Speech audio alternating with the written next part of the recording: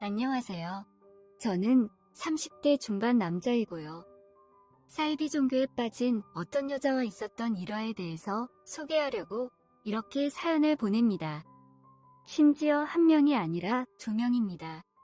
어떻게 하다가 이런 상황이 됐는지 자랑하고 싶어서 글을 쓰게 됐네요.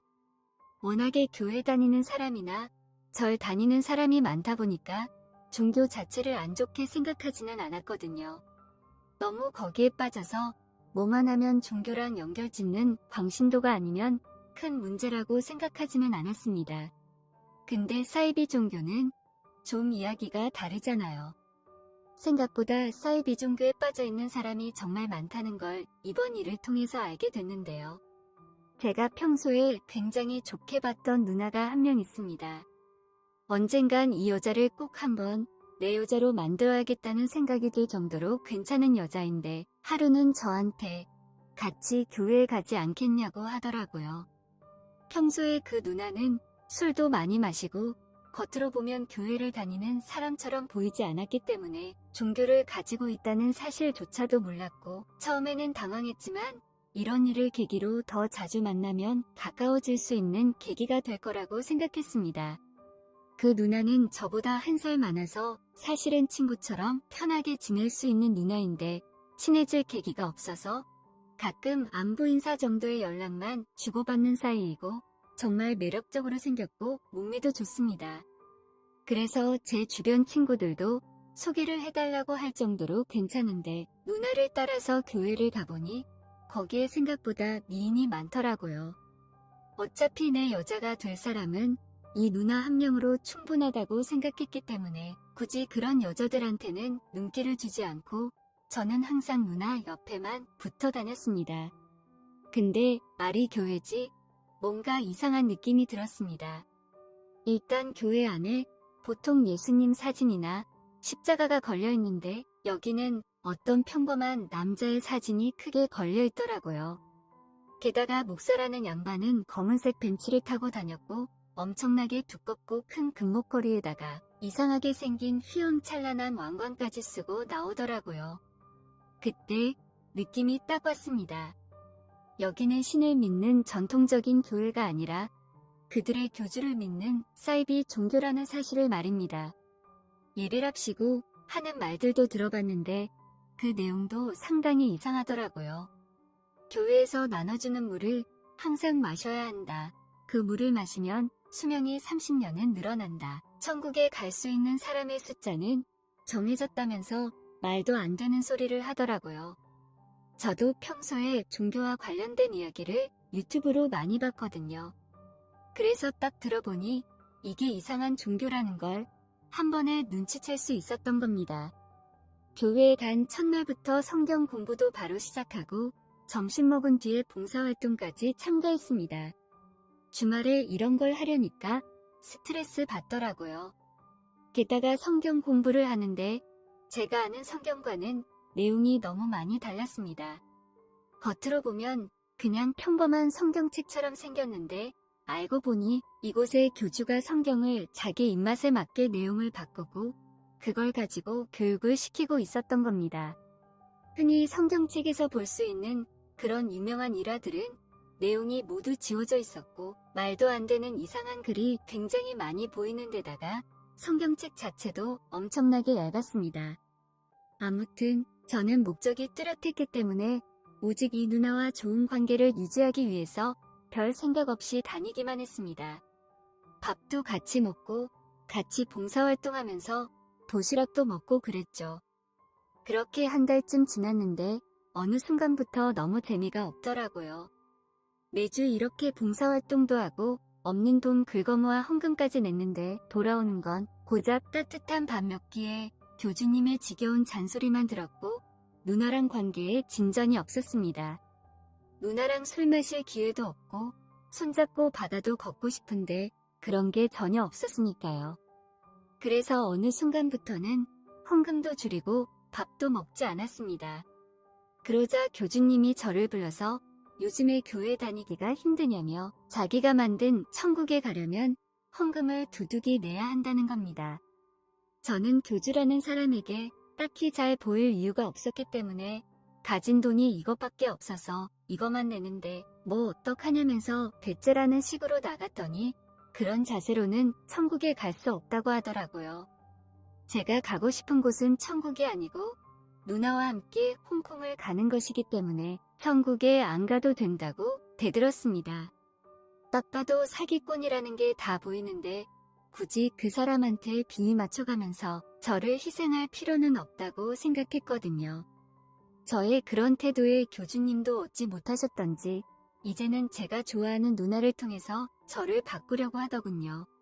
그 누나가 저에게 찾아와 이러는 겁니다.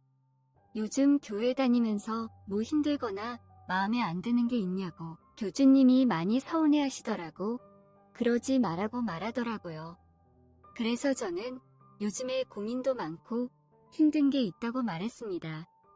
그러자 그 누나는 굉장히 궁금하다는 듯이 눈이 휘둥그레졌고 저는 그 틈을 놓치지 않고 누나에게 들이댔습니다. 마음에 드는 여자가 있는데 그 사람 때문에 예배에 집중이 안 된다고 말했습니다. 그러자 누나는 그게 누구냐면서 우리 교회는 서로 교제하는 걸 적극적으로 추천한다고 한번 꼬셔보라고 하더라고요. 그래서 저는 마음에 드는 여자가 바로 누나라고 말했습니다. 처음에는 잘 몰랐는데 보면 볼수록 누나가 마음에 들어서 예배에 집중이 안 된다고 계속 누나만 쳐다보고 있다고 너무 예쁜 것 같다고 참을 수 없다는 말을 했어요. 이 교회는 이성교제를 자유롭게 할 수 있는 분위기이지만 스킨십은 허락하지 않는다고 하더라고요.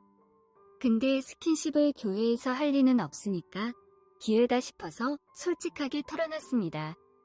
그러자 누나는 굉장히 부끄러워하며 고민할 시간을 달라고 하더라고요.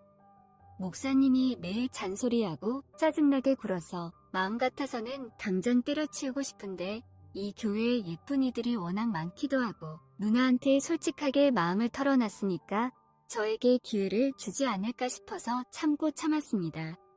누나는 제가 교회에 나오지 않을까봐 그 후로 예배가 잡혀있는 주말이면 저를 차에 태워 교회에 데려갔습니다. 하긴 사이비 종교에 빠져서 교회 다니는 자기들이 아쉽지 저처럼 종교에는 관심도 없는 사람이 아쉬운 게 있겠습니까? 이 누나와 차에 단둘이 앉아있으니 기분이 묘하더군요. 자꾸만 풍만한 그곳으로 시선이 갔습니다. 저렇게 뛰어난 몸을 가지고 있으면서도 교회에 이렇게나 빠져서 남자는 거들떠보지 않는 그녀가 참 답답하게 느껴지더라고요. 아무튼 이런 이상한 종교에 빠진 여자는 조심해야 한다는 생각이 들더라고요. 차 안에서 그렇게 교회로 향하고 있었는데 갑자기 그 누나가 저에게 조심스럽게 말을 꺼내더라고요. 같이 예배드리는 여자애 중에 태연이라는 여자애가 있는데 누군지 아냐고 묻더라고요. 저는 이름이랑 얼굴만 알고 자세히 모른다고 했습니다. 그러자 그 누나는 태연이가 너를 좋아하고 있다고 하더라고요. 제가 30대 중반인데 그 태연이라는 여자애는 나이가 30대 초반이고 얼굴도 반반하니 괜찮은 여자였습니다. 근데 딱히 친해질 기회가 없어서 좀 서먹서먹한 사이였죠. 저는 그 말을 듣자마자 기분이 아주 좋았습니다. 드디어 이 교회에서 여자애 한 명을 낚을 수 있겠구나 싶었는데 누나 앞에서는 딱히 티를 내지 않았어요. 왜냐하면 이미 누나한테 좋아한다고 마음을 털어놨는데 이제 와서 그 여자애랑 잘해보겠다고 하면 너무 줏대없어 보이잖아요. 그래서 질투심을 유발하려는 건지 제 마음을 떠보기 위함인 건지 그런 이야기를 한 후에 제 반응을 보려는 것 같았어요. 그렇게 예배가 끝난 후 사이비 교주가 지필한 성경으로 또 재미없는 성경 공부를 했고 그 후에 집에 갈 시간이 되었습니다. 저는 힐끔힐끔 저를 쳐다보던 태연이에게 머쓱한 얼굴로 다가갔습니다. 그리고 그녀에게 혹시 시간 있으면 카페 가서 얘기나 좀 하자고 말을 걸었어요. 그러자 그녀는 당황해하더라고요. 그래서 싫으면 안 가도 된다고 말하자. 그녀는 아니라면서 시간 되니까 같이 가자고 대답했습니다. 옆으로 저는 태연이와 함께 서울에서 2시간 정도 앉아서 이야기를 나누다가 제가 이해가 되었고요.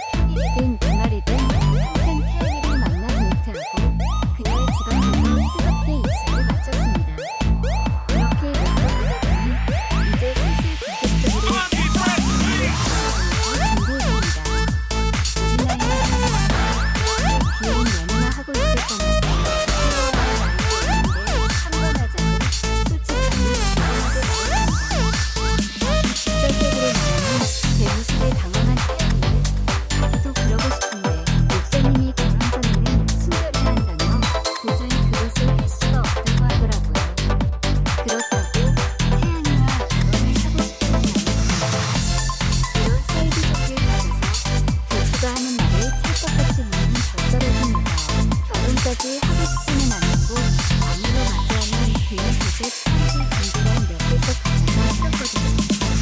하지만 할 건 해야죠. 저는 계속 사랑을 나누고 싶다면서 태연이를 끊임없이 설득하기 시작했습니다.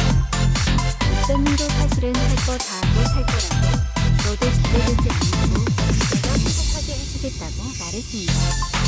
이렇게 말로 설득할 수밖에 없었던 이유는 바로 태연이가 순종하지 않고 반대도 하지 않았기 때문입니다.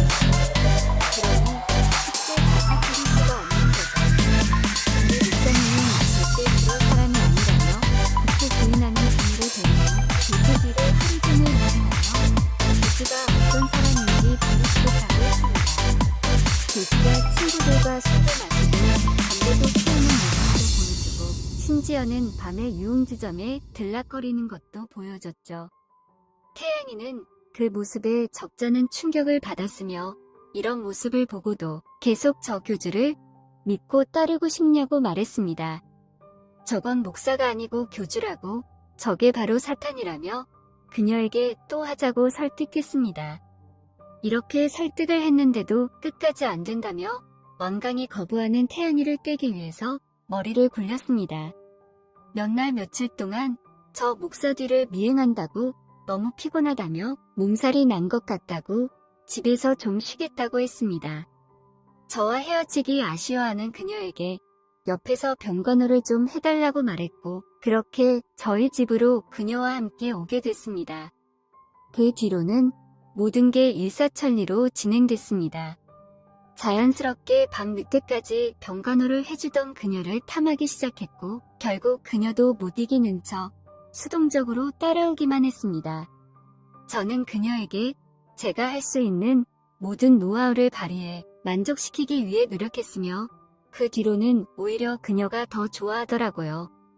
틈만 나면 저한테 하자고 졸라댔고 저는 그녀와 온갖 걸 다 해보게 됐습니다.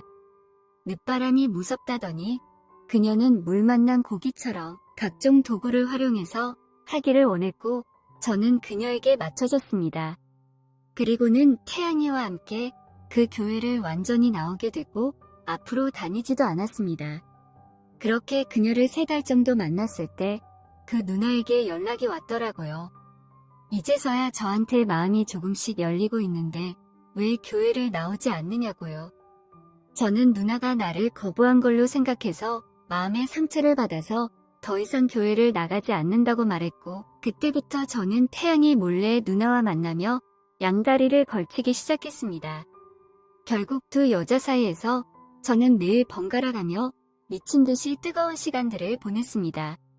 사이비 종교에 빠진 여자들도 조금만 살살 건드리면 이렇게 잘 넘어오는 걸 깨닫게 되었죠.